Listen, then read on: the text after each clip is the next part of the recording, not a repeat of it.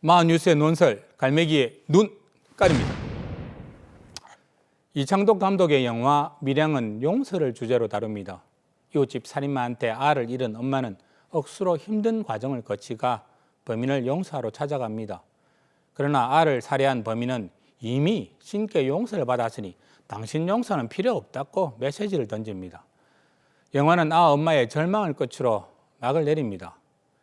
그러나 오늘 우리는 이 절망적인 영화보다 더 절망적인 현실을 목도하고 있습니다. 전두환 이야기입니다. 영화 밀양의 살인마는 신께 용서를 구하기라도 했으니 적어도 지가 잘못했다는 것은 인지했습니다. 그러나 전두환은 지난 11월 30일 광주 법정을 가기 위해서 연희동 저거집을 나서면서 지 나빤데기에 대고 사죄하라, 용서를 구하라며 절규하는 시민들께 말 조심해 이놈아라고 고함을 질렀습니다. 앞선 광주행에선 역시 같은 요구를 하는 시민들에게 이거 왜 이래? 라며 화를 내기도 했지. 새삼스럽지는 않습니다.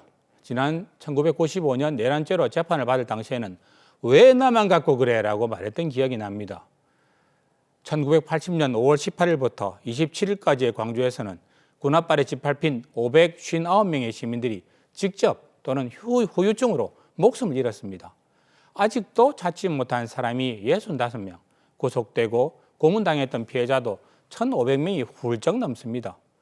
이런 참상을 향해서 전두환은 감당기 힘든 섬찟한 말을 내뱉었습니다. 지난 2008년 한 방송에서지에 나한테 당해보지도 않고 라고 말했던 거 기억하십니까?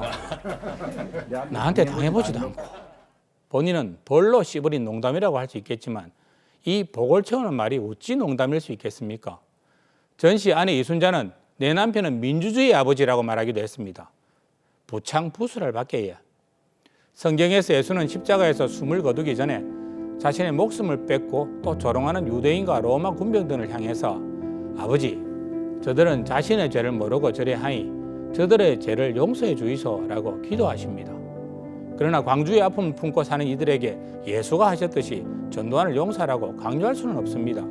그거는 또 다른 폭력일 수 있기 때문입니다. 그러나 원한과 복수의 감정은 암세포하고 같아서 피해자들의 몸과 마음을 더 상하게 합니다. 결국 용서를 구하지도 않고 뻔뻔시럽고로 화를 내는 가해자와 마주하게 된 피해자들은 또 다른 고통을 겪어야 하는 참 이 악순환이 계속되는 겁니다.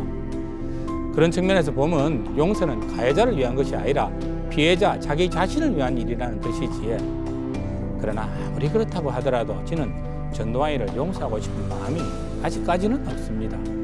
참 제 가족이 당한 일이라면 더더욱 그럴 것 같습니다. 다만 역사 앞에서 전두환의 잘못이 보다 더 명명백백하게 밝혀지기는 정말 바랍니다. 여기에 덧붙여드는 또 다른 감정은 전두환이 참 불쌍하다는 겁니다. 지가 뭘 잘못했는지도 모르는 까날라 같은 그 영혼을 바라볼 때 한없이 불쌍합니다. 전두환의 종교에 대한 이야기는 분분합니다.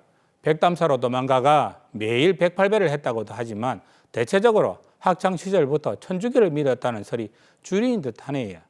세례명도 있다는데 하필 그 세례명이 베드로라고 합디다. 전두환 나이 올해 90이니 머지않아 그 몸띠도 흙으로 돌아갈 겁니다. 부디 바라는 것 하나가 있다면 그의 세례명인 베드로가 그러셨듯이 새벽닭이 울 때 자신의 잘못을 뉘우쳤으면 하는 겁니다. 그래야만 또 그렇게라도 한다면 지는 인간 전두환이 좀 덜 불쌍할 수도 있을 듯합니다. 전두환은 경남 합천에서 태어났지만 5살 때 대구로 이사 갔다고 합니다.